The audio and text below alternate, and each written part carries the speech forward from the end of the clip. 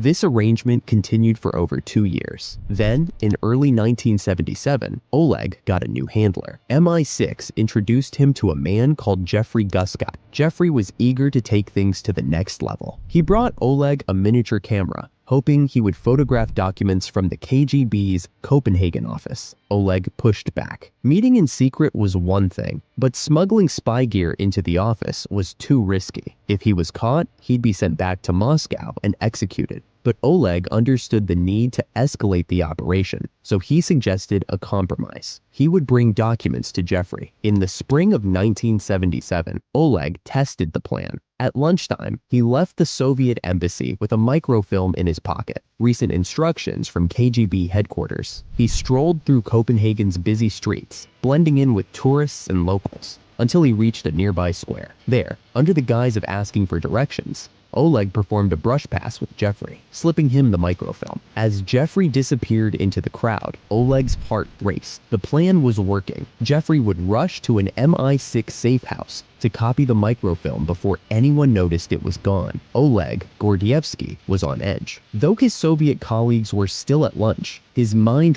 raced with potential dangers. If someone returned early, or if there was a delay in the exchange, he could be caught, possibly arrested. His anxiety was almost unbearable. 30 minutes later, at the predetermined location, Oleg and Jeffrey executed a flawless brush pass. Jeffrey discreetly returned the microfilm to Oleg, who casually strolled back to the KGB office, the Residentura. The office was still empty. Oleg replaced the microfilm in its original spot, and when his co-workers returned, no one noticed a thing. It was a complete success. The thrill of the operation gave Oleg an adrenaline rush like never before, and he wanted to do it again. Over the next year and a half, Oleg and Jeffrey conducted multiple exchanges, photographing hundreds of valuable documents. But in early 1978, Oleg received bad news. His assignment in Copenhagen was ending, and he was to be rotated back to Moscow. Though disappointing, it wasn't the end of the world. He knew he would be sent out of Moscow again soon. In the summer of 1978, 39-year-old Oleg returned to Moscow. It was a difficult homecoming. Not only did it put his work with MI6 on hold, but he also had to inform the KGB of his decision to divorce his wife. The inevitable punishment followed: desk duty. For 2 years, Oleg endured the mind-numbing bureaucratic grind, growing more disillusioned with the Soviet system by the day. By 1980, Oleg resolved to prove his value to the KGB once again. He remembered the advice his brother had given him years before. Learning languages was the key to advancement. Additionally, he cultivated relationships with senior KGB officers in the British section, laying the groundwork for a return to foreign intelligence work. In 1981, Oleg's hard work paid off. A position opened in the London Residentura as deputy head of political intelligence, his dream job. It would bring him closer than ever to MI6. Moscow approved the appointment, but they doubted Oleg would get a visa after his time in Copenhagen. What the KGB didn't know was that MI6 was already working behind the scenes to secure Oleg's visa. When his name appeared on the visa request list, MI6 quickly arranged for his approval. A few weeks later, Oleg's visa came through, perhaps faster than the KGB would have liked, but they didn't intervene. On June 28, 1982, Oleg, his second wife Leela, and their 2 daughters departed for London. Upon arriving in London, Oleg felt mixed emotions. The city was grim and gray, far from the idyllic life he had enjoyed in Copenhagen. He was also nervous about re-establishing contact with MI6. Jeffrey, his old handler, had given him a phone number to call, but Oleg hadn't used it. Had they forgotten about him? Not long after, Oleg finally dialed the number. To his relief, Jeffrey's voice answered in a pre-recorded message, welcoming Oleg to London and proposing a future meeting. A few weeks later, Oleg ventured into the city, using spycraft to ensure he wasn't being followed. He arrived at the Holiday Inn on Sloane Street and spotted a familiar face, Jeffrey. Without exchanging words, They communicated like practice spies. Oleg followed Jeffrey out to a parking garage where they jumped into a waiting car. Soon, they arrived at an MI6 safe house in West London, where Oleg met his new handler, referred to as James Spooner by author Ben McIntyre. The safe house became their regular meeting spot, where Oleg debriefed James, passing on years of valuable KGB intelligence. Oleg's routine mirrored his time in Copenhagen. He would meet James once a week during lunch breaks, carefully dry cleaning himself to avoid detection. Over the next year, Oleg passed along key intelligence to MI6, including details about high-ranking KGB officials and internal politics. However, Oleg's extracurricular activities began to affect his KGB job performance. His superiors in the London Residentura noticed he wasn't cultivating new contacts in the British government. Rumors started circulating that Oleg might be recalled to Moscow, a fate he desperately wanted to avoid. If the KGB scrutinized his work, they might uncover his secret collaboration with MI6. Oleg informed MI6 of the situation, and they sprang into action. Within weeks, his job performance improved dramatically. MI6 set up a handful of fake contacts for Oleg, including an undercover MI5 agent named Rosemary Spencer, who posed as a Tory party researcher. Oleg reported his new British assets to Moscow, translating pre-written reports from MI6 into Russian and passing them off as his own work. The ruse worked. Oleg's career turned around, and the rumors of his recall faded. Once again, he was seen as a star officer in the KGB. With his position in London secure, Oleg breathed a sigh of relief. He was living in the free West and playing a crucial role in the fight to bring freedom to his homeland. But Oleg's plan was about to unravel. In early 1983, the London Residentura received an anonymous letter from someone claiming to be an MI5 officer wanting to defect. The letter's sender had information about suspected KGB officers in the UK, and they hinted at a mole within MI5. Oleg, unaware of the letter, was called into a meeting with the head of the Residentura. The letter named several KGB officers, including Oleg, as being suspected spies. Oleg's heart pounded as he read the document. Fortunately, it didn't reveal that he was working with MI6. For now, he was safe. The KGB dismissed the letter as a British ploy, but Oleg couldn't shake the feeling that the net was tightening around him. The situation grew more dangerous in June 1983, when the defector provided the KGB with additional classified information. Though Oleg's name was included, the document didn't directly implicate him as a double agent. However, MI6 was increasingly concerned about the KGB's suspicions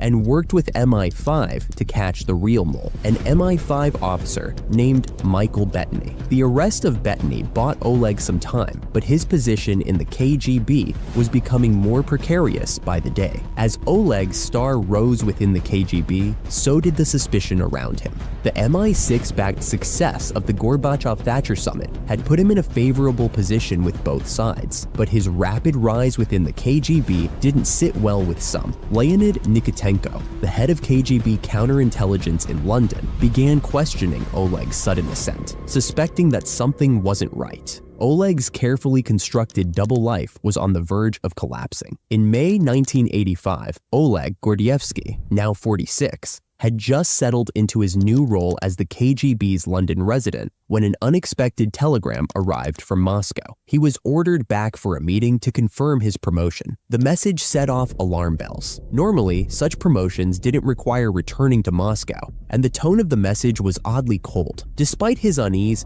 Oleg knew he had little choice. Defecting now would end his intelligence gathering career, and he wasn't ready to give up. His MI6 handlers left the decision to him, though they subtly hinted that his work wasn't done yet. Oleg chose to go, but he prepared for the worst. MI6 briefed Oleg on an exfiltration plan, one that had never been used inside the Soviet Union before. It was highly risky, but Oleg was determined to see it through if necessary. He concealed his fears and told his family and KGB colleagues he was simply returning for routine meetings. The moment he landed in Moscow on May 19th, 1985, though, his paranoia spiked. From an unusually long inspection at immigration to a strange lock on his apartment door, everything felt wrong. The KGB had clearly been inside his home, leaving Oleg with no doubt that he was being watched. At the office, his once friendly bosses had turned cold. Meetings were delayed, and when Oleg asked about returning to London, his concerns were brushed aside. They were playing a game, waiting for him to slip up. The stress mounted, and by the end of his first week in Moscow, Oleg was physically and mentally exhausted. He managed to stay outwardly calm, continuing his role as a loyal KGB officer while desperately trying not to make a mistake. Then, one day, Oleg was summoned for a meeting outside KGB headquarters. He was driven to a small house where he was offered sandwiches and Armenian brandy. Two men he had never seen before joined him. Almost immediately, Oleg felt dizzy and disoriented. He had been drugged. For the next 5 hours, Oleg was interrogated. The KGB officers accused him of being a British spy, demanding a confession. His mind was foggy, but Oleg knew that if he admitted to anything, his life would be over. Through the haze, he stuck to his denials. When he woke up the next morning with a pounding headache, Oleg couldn't remember what he had said, but he was still alive, which meant he hadn't given them the confession they wanted. Back at the office, his interrogators confronted him again. This time, they didn't fire him or arrest him. They reassigned him to a desk job in Moscow. Confused, Oleg realized that while they suspected him, they didn't have proof. As long as they lacked solid evidence, Oleg could keep playing his role. Oleg returned home and tried to explain the situation to his wife. The stress of Moscow was eating away at him, and he began to drink heavily, chain smoking, and losing weight rapidly. Old friends were shocked by his appearance. He knew he was living on borrowed time. The KGB was waiting for him to make a mistake. The only way out was to execute MI6's exfiltration plan. By July 1985, Oleg had made up his mind. He would escape, even if it meant leaving his family behind for the time being. On July 16th, he made his move. He spent hours ensuring he wasn't being followed before heading to a specific bakery in Moscow, where he was supposed to meet his MI6 contact. After a tense wait, a man carrying a Harrods bag appeared, signaling that the plan was in motion. Over the next few days, Oleg meticulously followed MI6's escape plan. He boarded a train to Leningrad, where he transferred to another train heading north toward the Finnish border. Upon reaching the town of Vyborg, he set off through the forest to a prearranged rendezvous point. He waited, sweating and swatting mosquitoes, fearing that MI6 had abandoned him. Finally, 2 cars arrived. Oleg was hurried into the trunk of one of them. The MI6 team had just over a minute to make the pickup before speeding off toward the Finnish border. Oleg lay hidden under an aluminum blanket meant to mask his body heat. At the Soviet border, the MI6 officers and their wives kept calm as guards with dogs circled the cars. One of the wives cleverly distracted the dogs by feeding them potato chips. After a tense wait, the border guards waved them through. Oleg had made it out of the Soviet Union. Oleg arrived in the UK a day and a half later, but his triumph was bittersweet. His wife and daughters were still in Moscow, at the mercy of the KGB. Over the next 6 years, MI6 worked tirelessly to bring his family to safety, finally succeeding in 1991. By then, the Soviet Union had collapsed, but so had Oleg's marriage. His wife, while not upset about his espionage, couldn't forgive him for abandoning her to the KGB's harassment. They divorced in the mid-1990s. Years later, the mystery of who had betrayed Oleg was finally solved. In 1994, CIA officer Aldrich Ames was arrested for selling secrets to the KGB. Ames had provided the Soviets with information about MI6's mole in the KGB, Oleg Gordievsky. Though Ames's betrayal played a role in Oleg's recall to Moscow, it was ultimately Oleg's quick thinking and MI6's help that saved him from a fatal end. Despite the personal cost, Oleg's intelligence work was pivotal in helping avert nuclear war and bringing about the peaceful end of the Cold War. His contributions to MI6 helped Western leaders understand the Soviet mindset, allowing for more strategic diplomacy. Even with the toll it took on his life, Oleg has always maintained that his efforts to bring freedom to the Soviet people were worth it. Thanks for watching Veil, where we uncover hidden secrets and thrilling mysteries. Don't forget to subscribe and hit the bell icon so you never miss the next big reveal on Veil.